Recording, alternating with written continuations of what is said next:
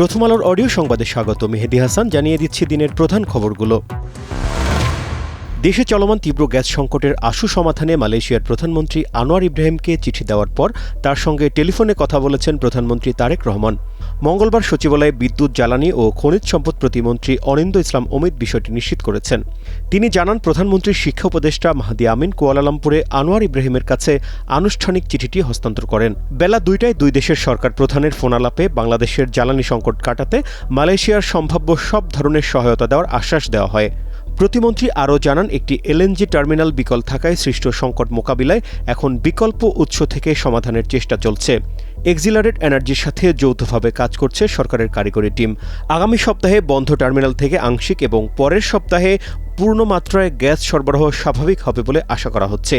এই পরিস্থিতিতে দেশজুড়ে বাসাবাড়ি, শিল্প ও গণপরিবহনে ভোগান্তির জন্য আবারও দেশবাসীর কাছে দুঃখ প্রকাশ করেছেন বিদ্যুৎ ও জ্বালানি প্রতিমন্ত্রী।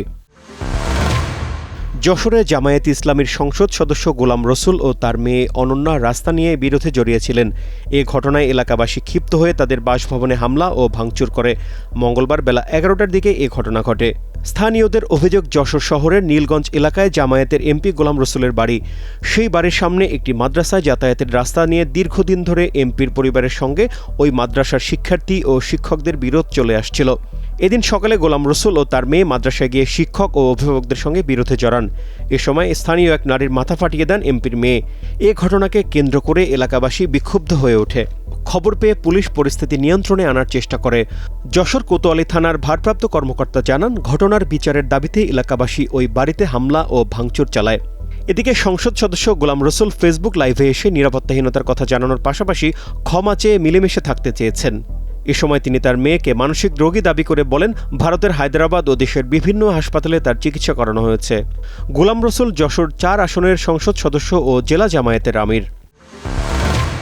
রাজধানীর মিরপুরে টিসিবির পণ্য কিনতে গিয়ে দেয়াল ধসে ২ জন নিহত হয়েছেন। এ ঘটনায় ৮ জন আহত হয়েছেন। মঙ্গলবার বেলা ১:৩০টার দিকে মিরপুর কলেজের সীমানা প্রাচীর ধসে এই দুর্ঘটনা ঘটে। নিহত ২ জনের মধ্যে একজনের নাম নাসিমা খাতুন। তিনি মিরপুর জনতা হাউজিং এলাকার বাসিন্দা। নিহত আরেকজনের পরিচয় জানা যায়নি। মিরপুর মডেল থানা পুলিশ জানায়, সকাল থেকেই মিরপুর কলেজের সীমানা প্রাচীরের পাশে লাইন ধরে টিসিবির পণ্য কিনছিলেন স্থানীয় লোকজন। বেলা ১:৩০টার দিকে হঠাৎ কলেজের দেয়াল ধসে পড়ে। এতে টিসিবির লাইনে থাকা বেশ কয়েকজন গুরুতর আহত হয়েছেন। কারো মুখ, কারো পা থেতলে যায়। আহতদের উদ্ধার করে হাসপাতালে পাঠানো হয়। জাপানের দক্ষিণাঞ্চলীয় কিয়োশি দ্বীপে শক্তিশালী ভূমিকম্প আঘাত হেনেছে। রিক্টার স্কেলে এর মাত্রা ছিল ৭.১। ধারণা করা হচ্ছে গত ১৫ বছরের মধ্যে এটি জাপানের সবচেয়ে ভয়াবহ ভূমিকম্প। স্থানীয় সময় বিকেল ৪:৩০টার দিকে এই ভূমিকম্প হয়। প্রচণ্ড ঝাঁকুনির পর একটি বিপণিবিতানে বিস্ফোরণের পর ভবনটির ২য় তলার একাংশ ধসে পড়ে। উদ্ধারকারীরা আশঙ্কা করছেন, ভবনের ধ্বংসস্তূপের নিচে বেশ কিছু মানুষ আটকা পড়ে আছেন এবং হতাহতের সংখ্যা আরও বাড়তে পারে।